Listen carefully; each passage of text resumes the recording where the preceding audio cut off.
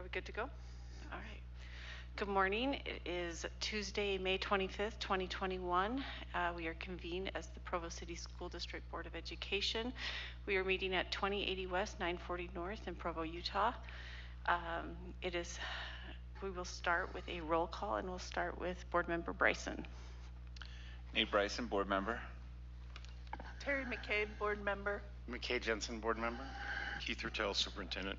Melanie Hall, Board President. Rebecca Nielsen, Board Vice President. Jennifer Partridge, Board Member. Gina Hales, Board Member. Thank you. Do we have a motion to convene? So moved. All right. Okay, next. Last week we had the opportunity to interview for the business administrator in our district, and now we have an opportunity to make a motion on that. Is there anyone that would like to make a motion to appoint the new business administrator?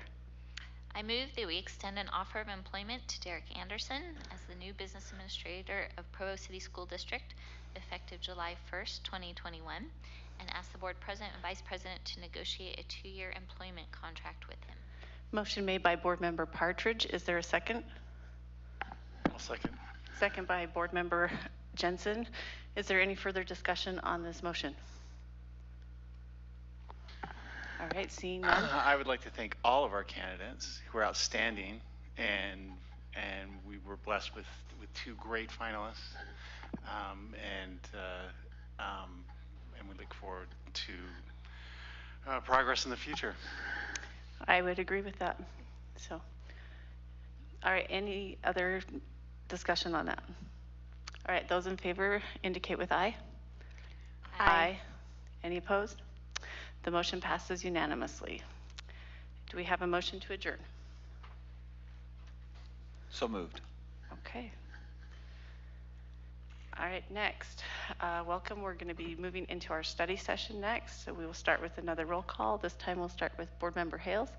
Gina Hales, School Board Member. Jennifer Partridge, Board Member. Rebecca Nielsen, Board Vice President. Melanie Hall, Board President. Keith Ruttel, Superintendent.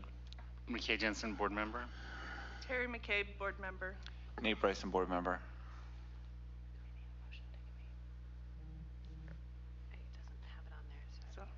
Okay. Next, we're going to have a budget presentation by Joe Rankin, and we will turn the time over to him.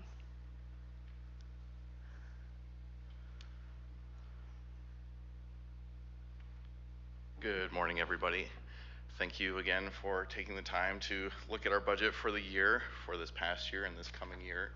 I always appreciate the chance I have to stand up in front of you and go through some numbers and make sure you're well aware of where we stand as a district and what direction we're heading financially. So as a reminder, budgeting is a year-round process.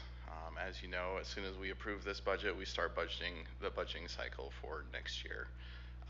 But where we stand right now is we're at the part of our plan where we're actually going to implement our budget. So we'll ask for your approval for this year's final budget in the June meeting, as well as approval for the coming year budget in June. A couple years ago, we approved some guiding principles for our budgeting process. And as you can see, most of these are student related. We want to make sure that all students in Provo have an equal opportunity in terms of education, and we try to allocate budgets in a way to make that possible, and as transparently as possible to make sure that the community is also aware of that goal. For this year's budget, you'll notice that these slides really focus on the revenue side of the budget. In terms of expenses, there really aren't very many new budget priorities. We know that we'll be receiving some additional federal revenue this year. And so as we go through some of these slides, we'll go through the revenue in pretty good detail, and then we'll touch on some of the expenses after that. So one of the ways to look at local revenue in particular is looking at the foundation for your tax revenue. Our tax revenue makes up such a large portion of our local revenue that I think it's really important for you to understand some of the different pieces that play into that. So in this slide, we're looking at taxable value per student, which is a really good way to kind of do an apples to apples comparison with maybe some of our neighbors in a way that we haven't really looked at in detail with you before. So you can notice this year in the 2020-2021 year, a significant jump, and that's primarily due to our enrollment changes. We all know that home values and property values are increasing significantly, but the reason we see this jump is due to the changes in eSchool that we expected and planned on. So we had about 2,500 students drop off due to that. And then some of those things we've seen this year with COVID-19. So for next year, we're really hoping that some of that enrollment comes back. And again, this is the same chart, just looking at some of our neighbors. And so you can see that we have higher per student taxable value than our neighbors. And the reason this is important to understand is the way the state does tax equalization, those with higher per student assessed values don't really see as much of a benefit from the equalization. It really benefits those districts that have large enrollment populations and then low taxable value per student. So for example, you can see in this chart where we stand in the state, we're pretty much middle of the road. And in terms of what that means for next year, our basic K-12 program is funded about 76% by the state versus about 81% for Alpine and 85% for Nebo. And that's really the point of these slides is to understand that Provo is unique in terms of the way our funding works. Not necessarily one way better than the other, we're just different. And I know here in town and with our neighbors, lots of people like to compare ourselves, but in many ways, it's not really an equal comparison to make. So looking at our actual tax rates, this is a 5-year history, and I've marked those years where you guys have approved a truth in taxation tax increase. And as you can see, our rates have been relatively flat over the past 5 years. We've seen some ups and downs in some of the individual levies, but as a total, we haven't seen a huge increase in our tax rate. The proposed numbers, I do want to call those out here. The Tax Commission hasn't yet approved the official tax rate for the coming year. So this is best estimate based on information that Steph gathered during our most recent bonding process. So we should be pretty close to that number, but I'm sure it will change slightly. And here's the effect on every $100,000 worth of value for a home. So as you know, there's a residential tax exemption for property taxes. So for every $100,000 of actual value, our taxpayers pay $55,000. I guess the taxes are on $55,000 of that value. And these numbers are adjusted for that. So I think it's really interesting though, if you go back to 2012, 2013 and look at that total number, it was about $403 for every $100,000. And this year it's about 401. And so again, the reason why our community is paying increased taxes is really due to increases in value. And individual levies have gone up and down. You can see here in the orange, that's our debt levy. So you can see in 2015 and 2016 how those bond levies for Provo High's construction, those other buildings that we did back then, that really ballooned up that individual levy, but then some of the other levies adjusted as a result of increasing values. So again, this is comparing us with our neighbors, and we're right in the middle. So relative to our neighbors, our actual tax rate falls in between. And then here's a chart with each of the individual levies broken down. And again, I think the main takeaway is we're somewhere in the middle. When it comes to our actual tax base, we're roughly middle of the road when looking at a per student basis. And in terms of our actual tax rates, we're also middle of the road. This chart I think is really interesting to look at some of the pieces that make up our entire tax rate. In particular, looking at the capital levy, we're again funded about average in terms of tax rate. But when you go and you look at the debt levy, due to some of those built up facilities needs from prior years that we're now addressing, that debt levy is a little bit higher than maybe the district average is for the state. And in terms of the voted and board levies, we're also a little bit above average. But again, I think it's important to keep in mind, especially when looking at our neighbors, Some of those things that we do a little bit differently in terms of related services, social workers, class sizes. We've really tried to make those a focus to try and provide those services, and because they're not funded very well at a state level, it's really up to you guys to make those choices and decisions and fund those locally. So that's some of the reasons why maybe our voted and board levy is a little bit higher than our neighbors. So with taxes out of the way, the other major piece in our local revenue is what we call indirect costs. So these are essentially administrative costs that we can charge as part of our grants. So all of our federal and state grants have indirect costs associated with them. And so that's for the administration of the grants, the reimbursement process, some of those other functions that maybe aren't captured within the actual grant itself. And this calculation is provided by the state, but it is based on our actual expenses. It's a 3-year rolling set of data that they look at. And essentially they pull out some of our facilities expenses, some of our contracts and large construction projects, and then use that as a ratio on our other costs to really calculate these. So this year you can see those unrestricted indirect costs, which is that top line, they're on average going up a little bit. We'd really like to keep those at about a 10 to 12%. So we're a little bit higher there. But the restricted rate is about where we want it to be, between that 2 to 4%.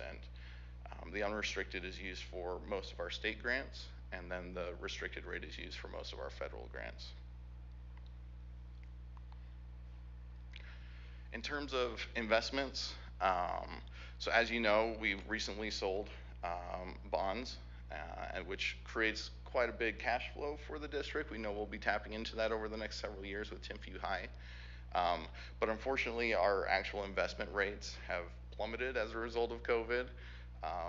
As you can see there, and they were already on their way down, but in March and April of this past year, they really started to go down pretty steeply. They've since leveled off, and hopefully in the next couple of years, they'll return to where it makes a lot more sense to hold some money and put them in those investment accounts.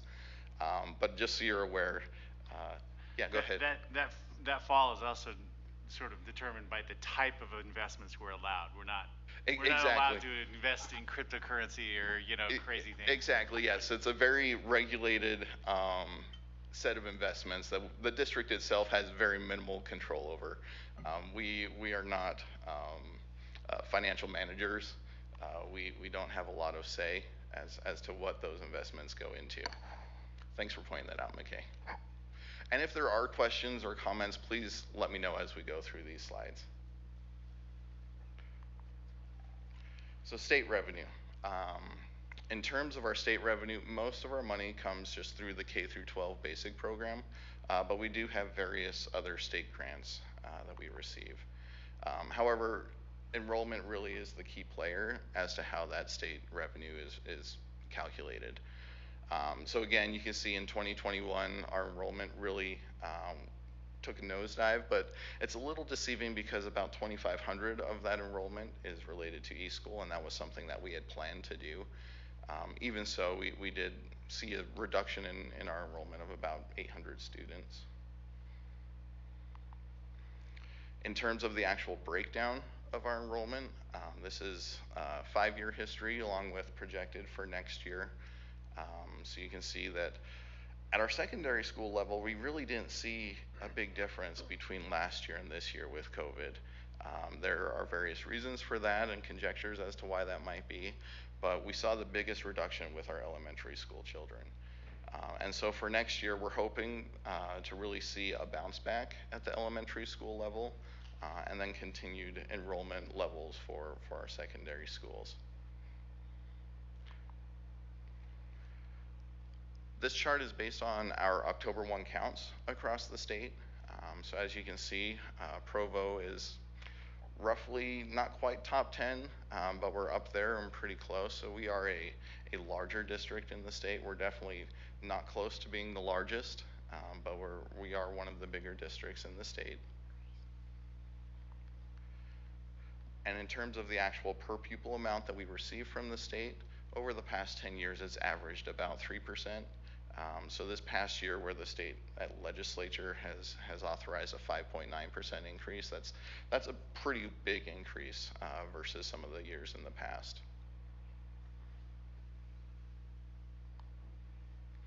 I just want to touch briefly on federal revenue. So every year we have grants that either are uncertain or we know that we're going to receive the grant, but we're not sure how much money we're going to receive. And the way we budget for those is we budget based on revenue that we feel comfortable and know that we're going to receive. So there are various grants every year that we don't include in the budget because we have to wait for that authorization from the government and from the state for those funds to arrive. And then additionally, there are some grants that we know we'll get, but we're not sure what that amount might be.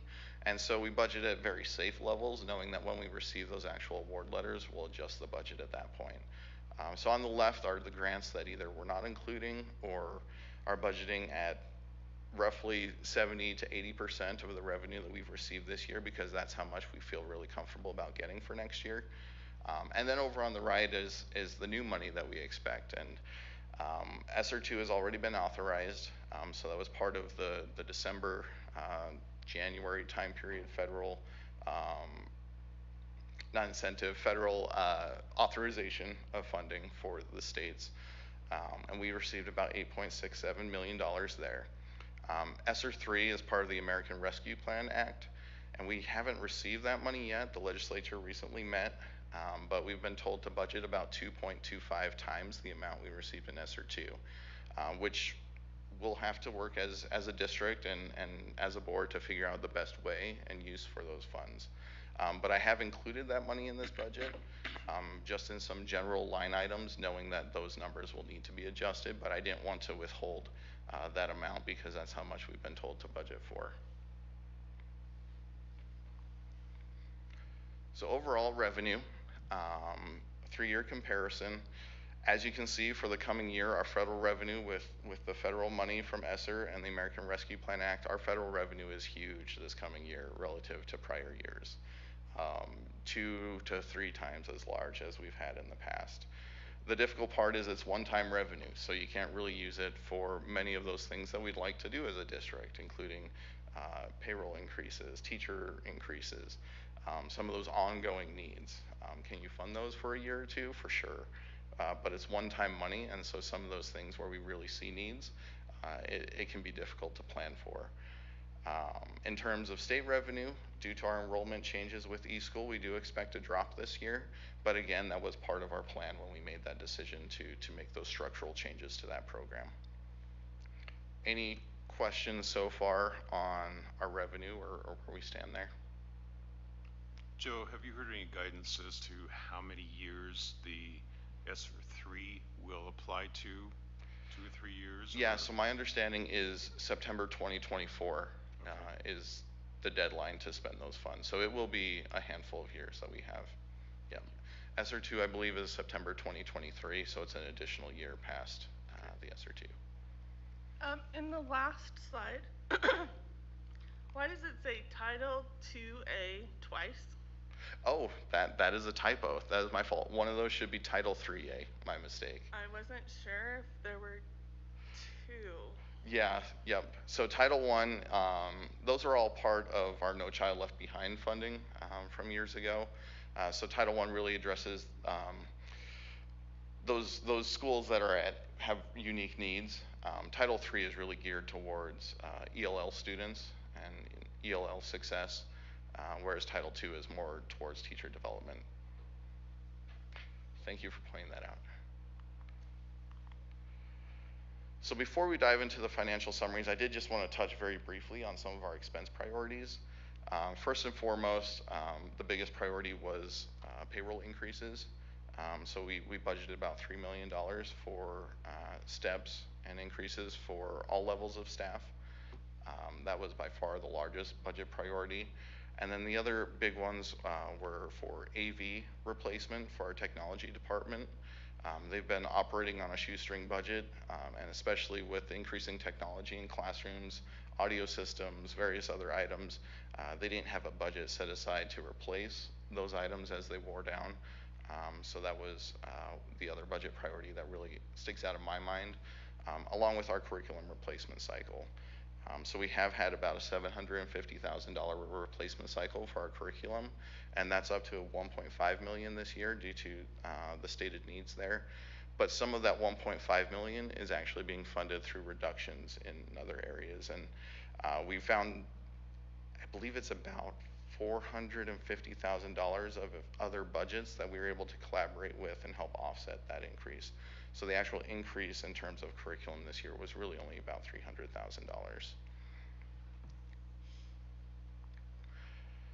So this is where we stood at the beginning of this year.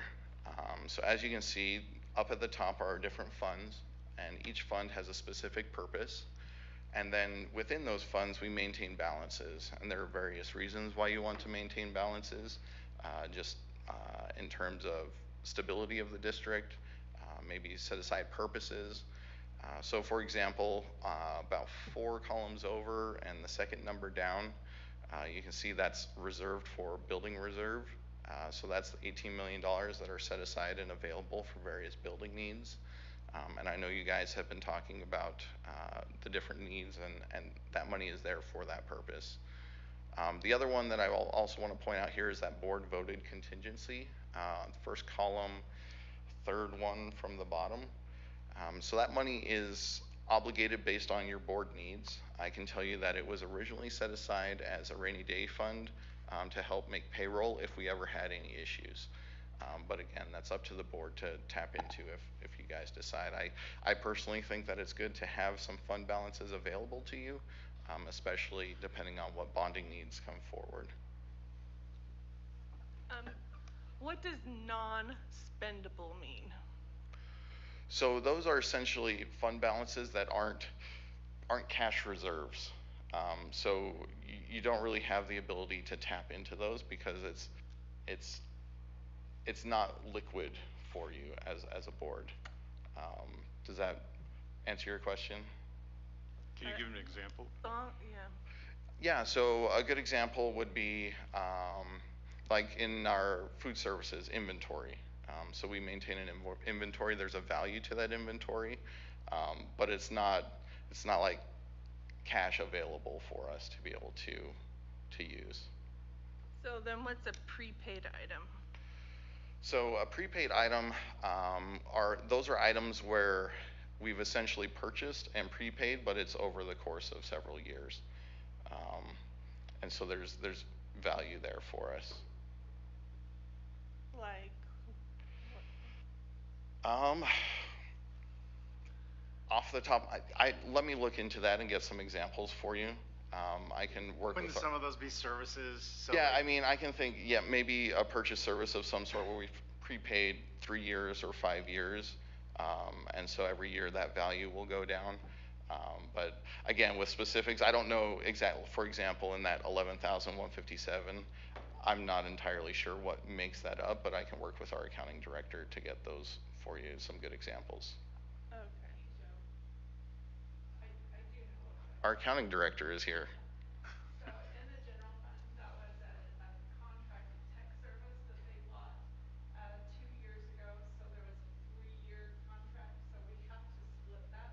So it's paid, but then we have to move that expense out and expense it each year. So that's what the general fund is. In the capital projects fund, it was the modular units that we bought. So we had to prepay part of it before we got them in July, and we can't show it as an expense until we actually receive the item. Okay. Thank you. Any other questions regarding fund balances? So those are really the starting point for this year. So now let's dive into the various funds that we have and look at our actual budgets. I know this is always the exciting part, looking at spreadsheets and numbers, but I did add some charts this year, so hopefully there's a little bit of color on the page. Looking at 2020, 2021, we had a bond sale of about $81.5 million. And that's why you see that huge jump both in fund balance as well as revenue there, because that revenue number includes that other financing. In terms of our actual drawdowns, overall this year we expect to draw down about $8.5 million, but that's primarily due to construction at Timpview High. And we'll go through these other funds, but as an overall, that's where we're at.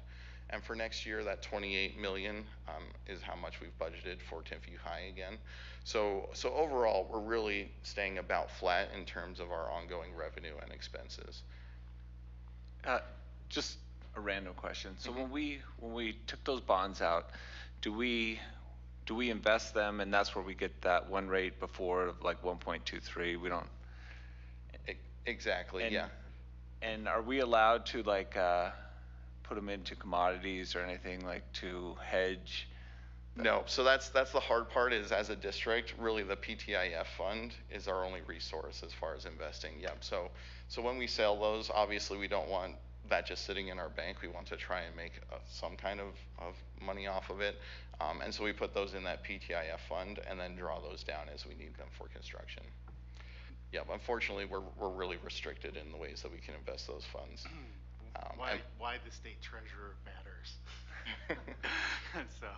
Yeah, and again, primarily because we're locally funded, it's tax dollars. They want to make sure that those funds are very secure. They aren't going to get wiped out if Elon Musk tweets something. And so, yeah, and so that fund is there. Unfortunately, the returns are pretty minimal right now.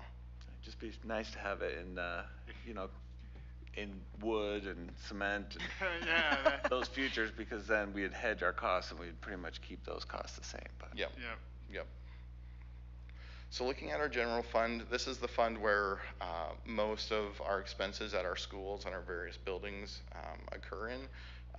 General teacher payroll, most of our supplies, just about anything we do will hit the general fund apart from some very specific actions, such as facilities maintenance, child nutrition, our school fees related activities. So as you can see here, this year we expect to add a little bit to our fund balance, and then next year we're closer to being flat. But again, with those ESSER funds, depending on how we spend those, these numbers might fluctuate a little bit, depending on how we allocate those. Any questions on the general fund? All right. So in terms of a breakdown by function, so function codes are general ways to categorize expenses, really by how those funds are being used, whether it's instruction related, teacher support, student support, those things like psychologists, social workers, or other types of expenses. And so I thought it was important for you guys to see that most of our general fund expenses, it's really involved with instruction or some kind of support for that instruction. So that support services students and support services instruction, that's really all instruction-based activities, whether that's teacher development, social works, psychologists, some of those related services our special education department provides. So really about 80 to 85% of our funding in the general fund is going towards students and teachers in the classroom in those activities.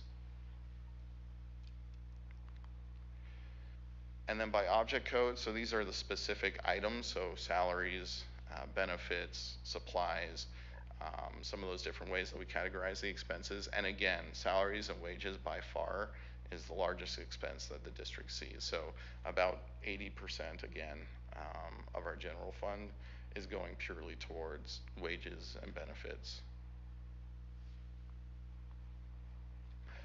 The debt service fund. So this is the fund that we use to pay for those bond expenditures, those premiums and the interest related to that debt. As you can see for next year, we've got a little bit of an increase in terms of revenue and expense, and that's purely calculated based on the payments that we need to make. So in a perfect world, our revenue and expense would line up exactly, but that all depends on the actual tax collections. So if our tax collections come in a little bit higher than the tax commission predicted, then we build up a little bit of a balance. So our intent with this balance is to eventually, once we have enough, make an additional payment on our debt, and by doing so, we'll be able to reduce that debt faster than we otherwise would. Any questions on debt service? I think that one's pretty straightforward. In terms of our outstanding debt, I thought it would be useful to look at a waterfall schedule, so you guys can see exactly where we were It's too bad that the 2013-14 doesn't go further to the left, because then you could really see some of those built up needs. And that's why you have such a spike starting in 2016 with the construction of Provo High and Edgemont and some of those other schools at that point. And then this year with the most recent bond that we sold.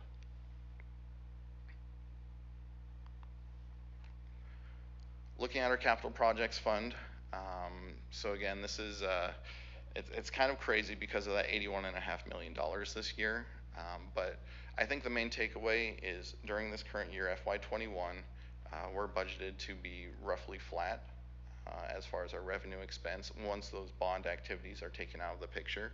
And then for next year, based on our initial budgets, with some of those programs that I'll touch on here in just a minute that we're carrying over into next year, just due to timing and the start of those projects, we're going to draw down about $1 million to $1.5 million of our fund balance.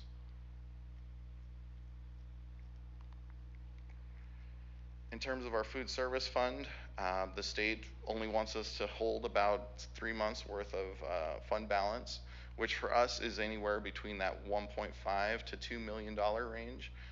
So you'll notice down at the bottom, our fund balance is really kind of right in that sweet spot where we want to be. No money goes into this program apart from the sale of food to students for lunches and adults, those food service programs, and then also the state liquor tax. So there aren't any property taxes that go into our child nutrition program. And then in talking with our child nutrition director, we don't expect any any meal price changes for next year, unless she hears from the state that she needs to increase prices. But we don't expect that to happen. Our student activities fund, so with some of the changes in the fee structure and the way that that program works for us, it's been a little bit of a bumpy road. So for the coming year, we're hoping that we get into that $3 million range as far as our revenue and expenses. As you can see with COVID hitting last year, that number was quite a bit lower than maybe it would have been otherwise if school hadn't shut down in March. But yeah, again, we're hoping to be in that $3 million range. Do you have a breakdown of which activities get the most amount of money, or? I don't, but we can get that to you for sure. Okay. You know, we have the ability to pull that information. Okay. In terms of building reserve, there aren't any revenue per se or expenses in this fund. It's really just how much money do you transfer in or transfer out for various purposes. So right now there is that $18 million sitting in that account. And with speaking with the current business administrator, depending on how we end up for this year, you might hear from her regarding a shift into building reserve. If we have more fund balance remaining in Fund 10 than we're expecting our general fund. But at this point, we're not expecting to do a transfer. And then finally, the tax increment fund. So this is commonly called the RDA fund. This is really just an accounting entry. So money that we otherwise would have received due to RDA agreements, we have to code the revenue and then also the expense. So essentially almost like a pass-through for those funds, even though we don't actually see any of that money. Additionally, this is where we code the charter school replacement. So a portion of that tax levy that our community sees actually doesn't go to the district, it goes to the local charter schools within our boundaries, and this is where we code that quote-unquote expense, even though we don't see that money. And in terms of that replacement, just to give you a feel for how much revenue is actually going to those charter schools, last year was about $700,000. This year it'll be a little bit more, and it's projected to go up a little bit more next year.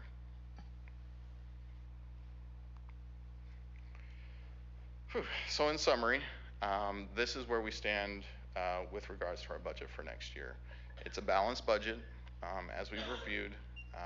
All of those negotiating items from both our teacher group and our employee support group are accounted for. Our ongoing Timpview High School construction is taken care of. Any matching requirements for the grants that we receive are also budgeted for. Additionally, we've budgeted for those district priorities that we spoke about briefly. However, there are some uncertainties. Like any year, there are always uncertainties. This year it seems almost amplified because we don't know exactly what COVID's doing. We know that we're in a good place right now, but a couple months from now, things can turn on ahead. So we do expect enrollment to come back. But again, it's one of those uncertain items that we're not entirely sure what that's going to look like in the fall.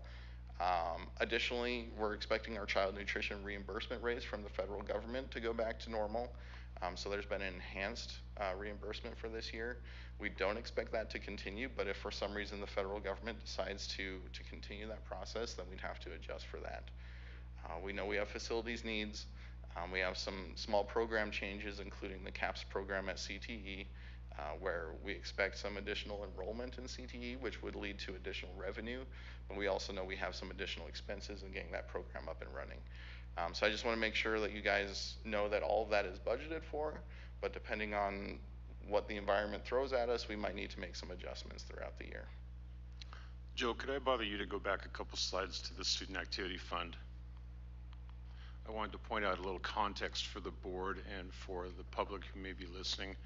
An interesting thing that happened at the end of that school year, last year, the school year, was we had collected a number of activity fees from students, and Devin and Joe, you'll both validate this or clarify anything that I get wrong, but we had collected a lot of student activity fees for various, let's say, just spring sports.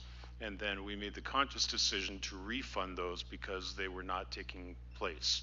So that's one of the reasons why there was a decline at the end of the previous school year. And Devin, anything you want to add to that at all?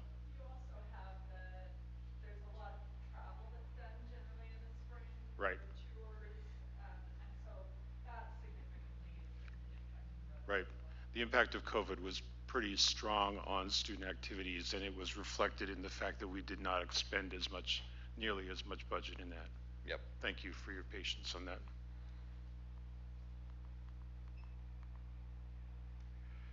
So we're just about done. So there are some supplementary items. In particular, there are some numbers built into these budgets that are adjustments from our current budget that we have that we want to make sure that you guys are aware of because this will be part of the approval process in June. So in terms of the tax increment fund, we need to adjust that budget to account for the actual projected amounts now that we have those. And then in the capital projects fund, there are various adjustments for some of those projects that either aren't happening this year because we've decided to allocate those funds elsewhere in the future, or projects that either were delayed and therefore will carry into the coming year.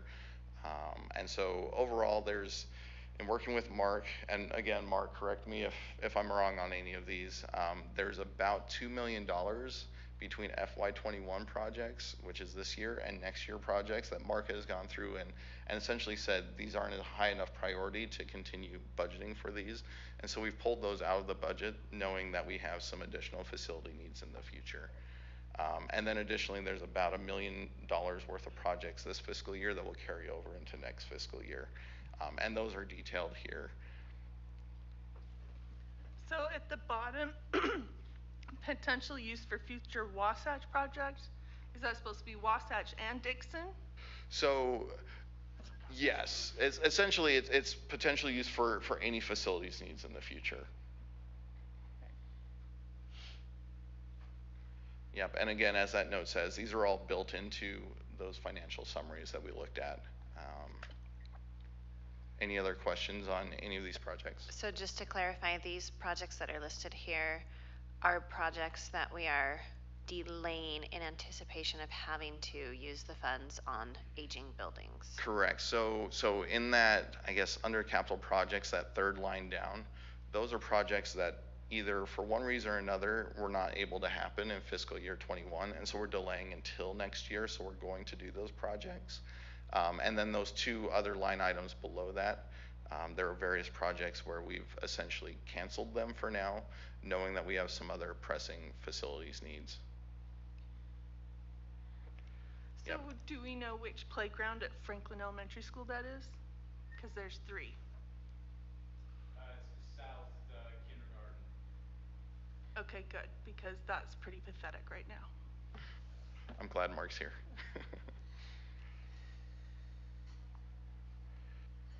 And then we're also asking the board, in your approval for next year, every year tech has, let me back up a second. Tech is always, it's hard to make purchases right now for technology. Sometimes you really have to jump on a purchase to get the best price. And so with large purchases where we generally need board approval and have to wait for the next board meeting to get that approval, these are line items that in working with our technology director, he would ask the board to pre-approve the purchase. So again, they're highlighted there with the dollar amounts. And so if a purchase was to come in higher than that amount, we would then need to reach out to you and get approval for that. So let me know if you have any concerns about any of these items and I can relay those. But this would be part of that approval process in June where we'd essentially ask you to pre-approve some of these purchases. And then along with that is our curriculum cycle.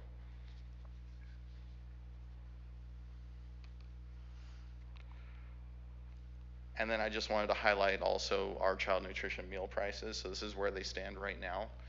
They haven't changed for several years now. And I don't expect them to change next year unless we hear from the state in the next couple of months. And then finally, I know it's a little bit small here, but this is the list of actual projects for next year in terms of our facilities with the approved budget and then the various descriptions on there.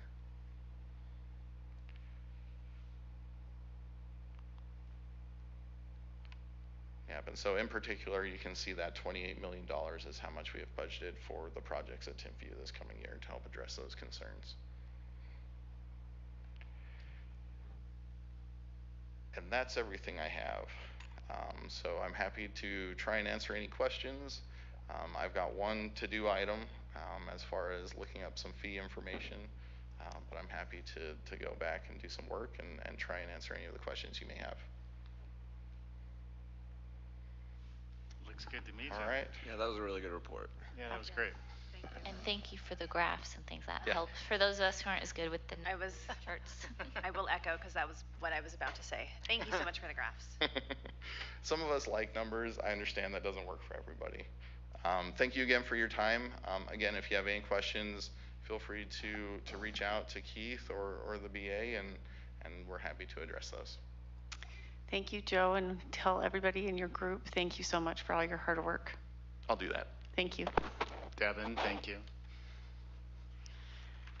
All right, next. At our last board meeting, we had a discussion. Y2 came and spoke to us about the possibility of running a survey for Dixon. I just want to open this up to a discussion of where we want to go with that. If we want to go with the survey, do we want to table a survey for right now? Do we want to do more of a community type meetings? Do we want to have, anyway, I want to just open that discussion up for this group to see where we want to go forward with this. So is there anyone who would like to start? Go ahead, So McKay. I've come to believe that the survey process would have a fatal flaw because if we concentrate, even if we did it how I imagined it, that we would hire a company, that they would follow up with each household, we would know it would be almost something close to a vote. If we did just the Dixon overlay, whatever opinion came across would say, well, you didn't interview, you didn't contact the whole city, and the whole city's going to pay for it. If we did the whole city, they would say, oh, it was watered down, and you don't know what the people who will go to Dixon will want. And so it has a fatal flaw in legitimacy in front of the public about how we would do that. And so so I'm less enamored of that idea. I'm more enamored of the idea of getting information in front of the public, just to get that final piece of legitimacy. Every time I think that, oh, you know what, this was 2 elections, this is totally decided, I hear from somebody who goes, well, wait, you know, I didn't get to say. We need to at least provide the opportunity for people to say. So I know that a couple of board members know that the BYU Center of Conflict Resolution has wanted to weigh in, but I don't know about their timing. They would want to get their students involved, and that probably wouldn't happen to the fall, and we want to do something quicker. So I think that we just need to start with it, because it's a larger area than the Wasatch neighborhood. I would suggest a couple of meetings that is very much the same format as the Wasatch meeting, where the architects just say, this is the school you can get, this is what we're looking at, and just inform the public of what we're trying to accomplish as far as just student programming and student opportunity. I think, again, sort of an architect-led discussion, just saying these are your options, that'll be great. So based on the Wasatch meeting, there were 2 blueprints, I don't know what to call footprints, plans for each site. So that would mean we need to have 2 plans for saving the facade at Dixon and 2 plans for not saving the facade at Dixon. Keith, can you arrange for the architect to have that done? Yep. I think the only criteria on that might be just when we're needing the meetings to come together. But yeah, we'll get all the appropriate drawings that are required for the discussion. Yep. I think we need to add on there too 2 plans for footprinters, just as part of the whole discussion. Well, I think we can't. We need to do what the architects say is possible. If they say we can only see one way to save the facade, or one way to build north, or we've already got a good plan for footprinters. I don't know that we need a second plan for footprinters. So I do think we need to defer some of that to the architects. And I know with Wasatch, at their current location, they were just like, well, we have to work around the existing building. These are possibilities, but Dixon's a different site, so it might lend to 2 per thing, and it may not. So going along with that, like we did at the Wasatch, showing the pros and cons of everything is going to be very essential for all these different sites and different options that we want to have the architect show. I want to say I agree with McKay, the need to inform the public. I think public meetings are good. I think recording at least one of them so that people would be able to watch it later if they can't attend. So those who want to be informed can be. One of the emails we've received recently from someone who asked us to keep it where it is and save the facade. When I wrote back and asked a couple questions and really just trying to understand where they were coming from, I mentioned something about the footprinter's location, and they wrote me back and said, what's the footprinter's location? So clearly we need to inform people fully on all of the options, because even though people are talking about it, it doesn't mean that they know all of the details. I disagree a little bit. I'm not sure what I want to do regarding a survey or not.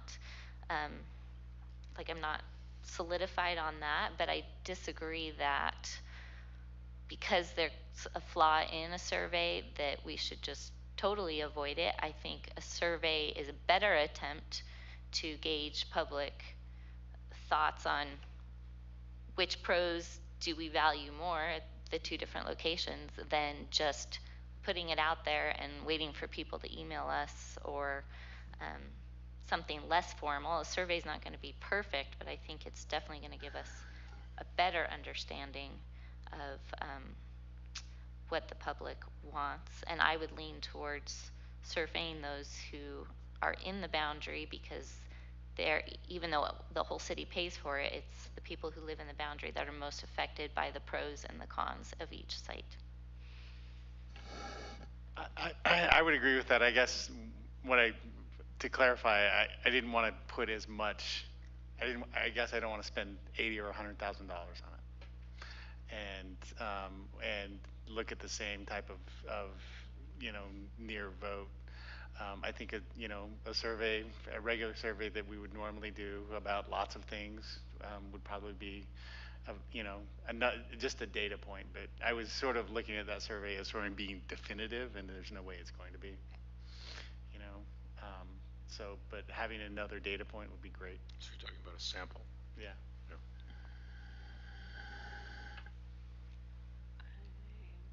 My turn? Go ahead. Okay.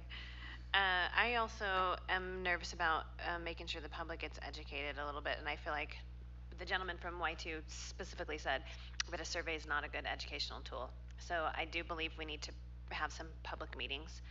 I know in the past we've had bad luck getting people to attend those public meetings, but I like Jennifer's idea of recording it so we can have it available so people can watch it anytime.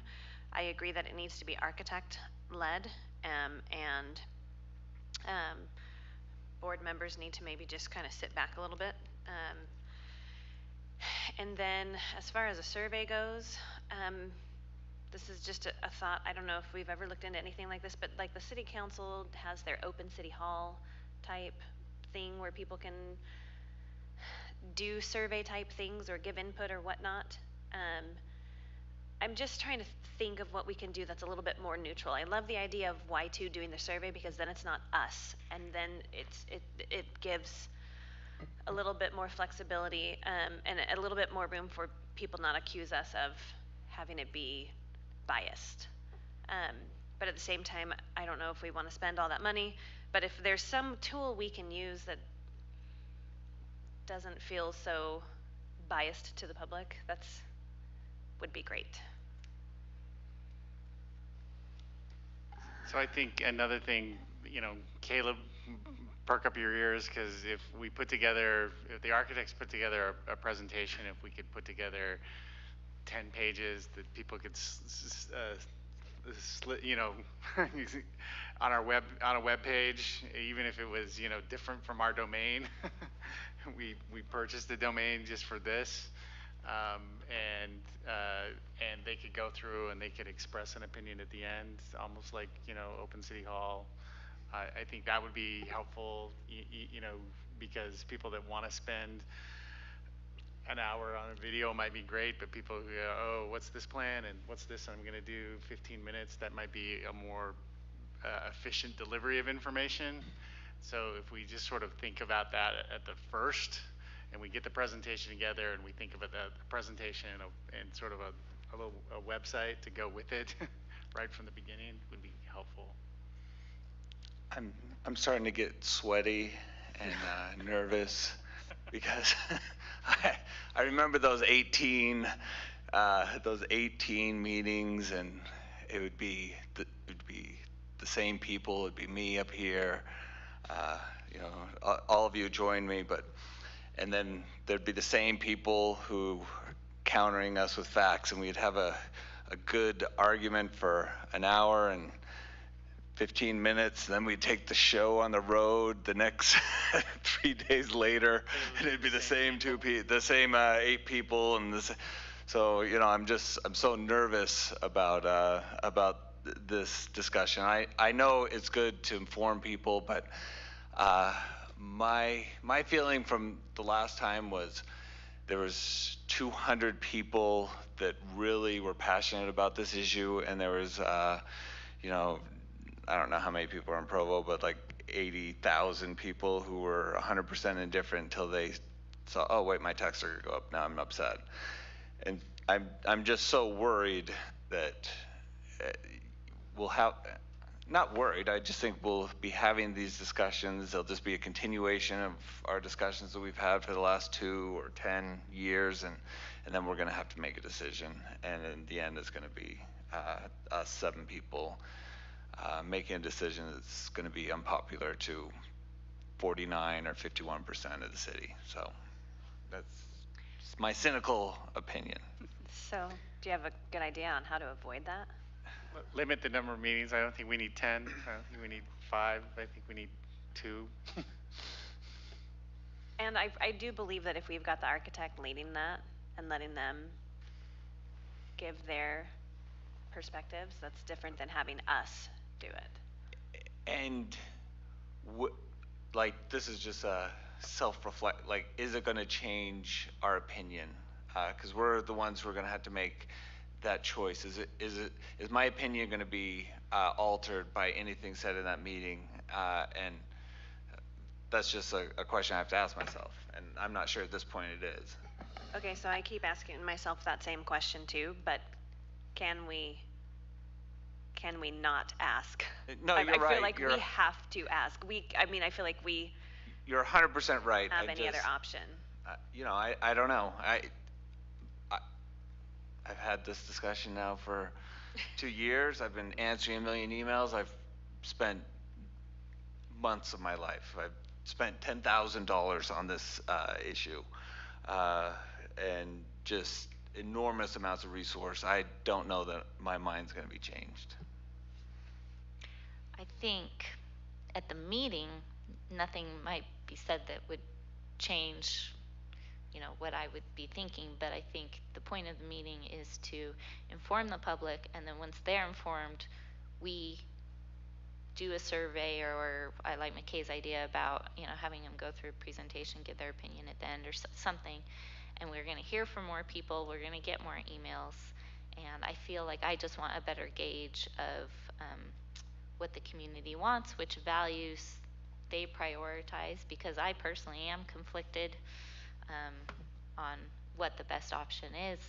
It's a 50-plus year decision. I feel like we need to engage the community. We need to let them know we're making this decision soon, give them an opportunity to be educated, because then once we do decide, the more people who already know about it, we're going to have fewer people upset that they didn't know, first of all, and then, like you said, we're going to have people who are upset, but I hope in the meantime we're doing the work to help everyone see it's a tough decision.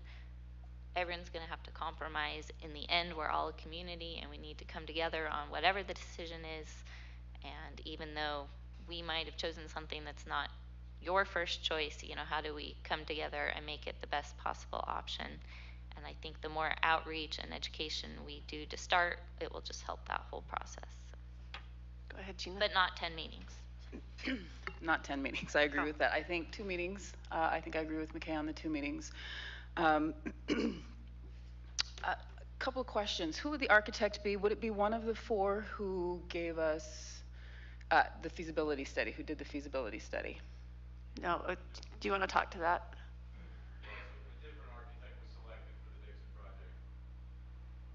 Does this architect have extensive experience in renovating older buildings? They've got good experience. They're the same architect that designed Cobble Peaks School. And so they're very good at whether it's historic preservation or whether it's creating aesthetics that appear to be historic. They're very good with that. Okay. I'd want to know a little bit more well, I guess they've already been selected, so I don't have a say, but I'd like to talk a little bit more about that maybe another time. I haven't been in love with the original 4 architects who did the feasibility study in 2019, 18. I thought there were some great things about those. I haven't seen those come back up, maybe because we're not going with any of them, but I haven't loved the last couple that I have seen, and I think that's a part of my, I'd like to be able to see some that are closer to some of the other ones that we had in the feasibility study previously. I know that I don't have full control over that, but that's been a point of contention, is why this rendering when there were some other renderings that were much, I don't know what the word is, pleasant to the eye, functional, I don't know. So I'd love to be involved in those discussions. As far as the survey goes, I am against paying a company to do that. I think we can have a better use of money. I'm not necessarily fully against doing something where it's a much like something smaller, a smaller expense perhaps. But I have to agree with Nate that I don't know. I mean, I will listen to the presentations. I will, with an open mind, I will listen to the results of a survey. I don't know if that will change my mind on what I think needs to happen. And so what I'm a little bit worried about is if, you know, like Nate has said in the past, what if the survey results are really close, or what if, are we going to be perceived as not listening to the public? Although I guess we're going to be accused of, accused of that no matter what we do. But I do think I'm very pro, let's have a meeting. We've heard from enough people who want to keep Dixon where it is, and we've heard from a good number of people recently who want to have it moved. I think we do need to have some public meetings, and we need to listen to them. I was out of town for the Wasatch meeting. Was there some back and forth? Were they able to ask questions? I know I've had a lot of people in our community ask if they'll be allowed to ask questions or have, because I guess in the 2019 there wasn't any back and forth. I was not as involved as I should have been. I was at most of the Wasatch meeting. There was a lot of question and answer, quite a bit. So yes, they'll be able to ask questions and whatnot. The architect stood up there. McKay answered a lot of questions, but there will absolutely be question and answer time. Okay. There was in all the other Previously. in 2018. Lots of questions. Can I also ask why we selected a firm, an architecture firm that was not one of the 4 who did the feasibility study? Is that a legitimate question? There's a process.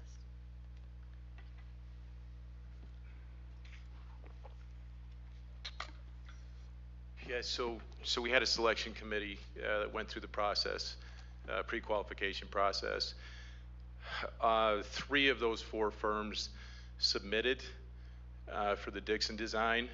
The one that didn't typically does more university projects and other high-level historical preservation projects. At the time, the selection committee felt, based on presentations, past experience, that Curtis Minor Architecture was the best option for us for the new design, whether it's a footprint or whether it's on an existing campus. Thank you. One of the other architects, by the way, was also selected for Wasatch. From the feasibility study? Correct. Oh, okay. I didn't even know they were involved in that. Okay, thank you. Mark, just before you go, are we going to have a pretty good idea of how much trying to keep the facade is going to cost?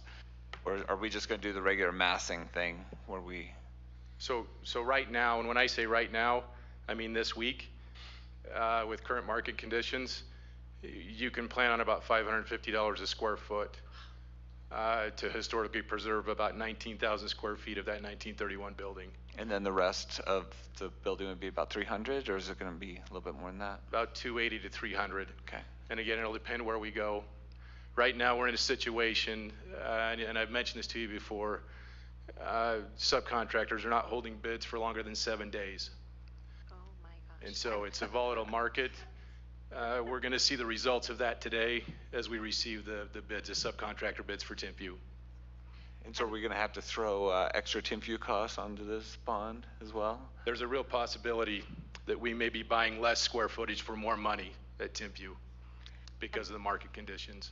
Can you repeat can you repeat 550 per square foot About- for historic preservation for how many square feet? And again, please, yeah, so the 1931 portion is about 19,000 square feet, a little bit more than that. And so if you take about a $550 per square foot estimate range, that's about what it would cost to do a seismic upgrade and all the other requirements to preserve that 1931 portion. And without preservation, what are we talking per square foot today? Today, you're between about $285 and $300 a square foot.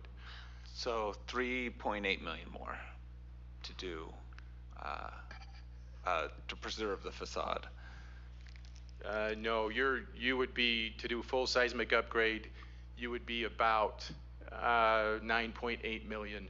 But we'd have to pay 300 of that anyway, right? So it's like an additional, because it's 500 if to save the facade, like to preserve it, and then it's 300 to get those same square feet just brand new. So it's a difference of about 200 per square foot.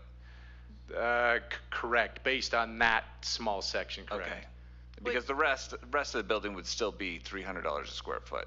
The rest of the new campus, and we don't really create a net number out of that. Okay. Because if we don't do that, that building won't be there.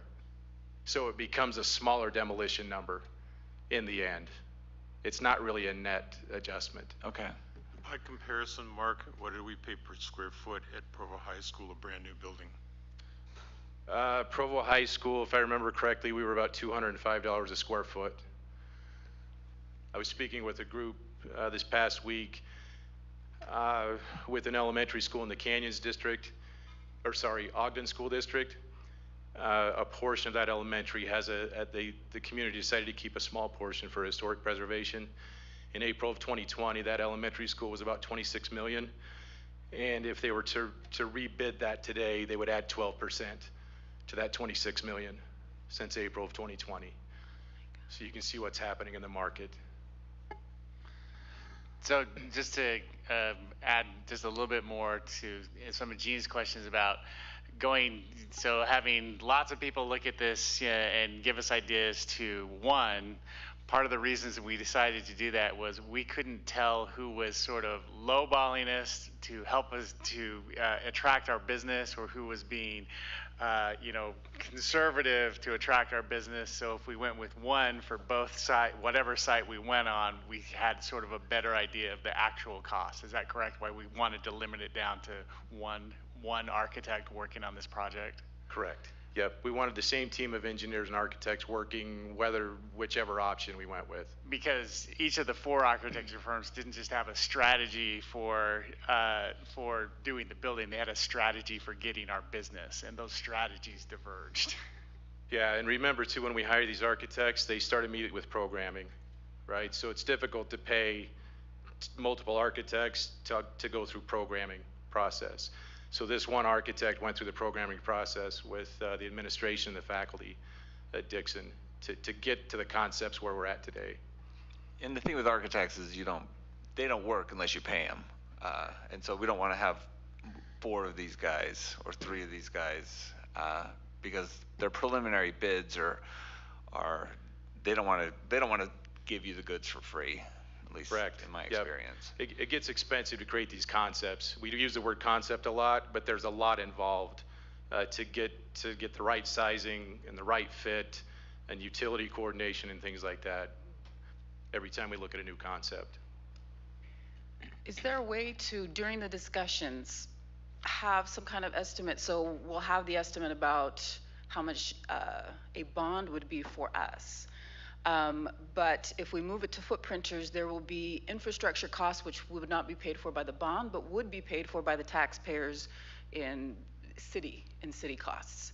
Is there a way to estimate that and have that at least, maybe not, you don't have to bundle it in, but at least have it available? Like, this is how much the bond will cost, this is how much infrastructure would be to put it in over at footprinters, because I've heard that quite a bit from the people in my area. That would be up to city engineering whether or not they want to provide us a number.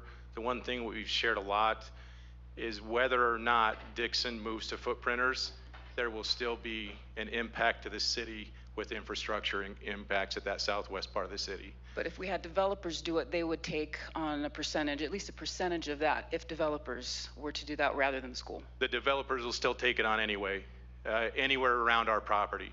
We'll have some improvements around our adjacent boundaries, but the developers over time will still take on those costs little by little. Okay. Okay, so this is what I think we should do. We should have a couple of meetings for the Dixon site that will be architecturally run, and then maybe have some help with creating a survey that's in-house or something, like you were saying with the web page and such. If we wanted to do a little bit more sophisticated than a Google form, or we spend $1,000 for Qualtrics at the end. Right. And just have a period of public comment, and then, like Nate says, we're just going to make a decision. So it's just sort of outlining a timeline, and the meetings and the information, and a period of public comment, and then a timeline for the decision. And the quicker the better, I think. I agree, and having those bids coming in today from Timfew is going to help us know kind of where we're going to be at with numbers, especially. So, all right, is everybody good going ahead with that way? Okay, let's do that.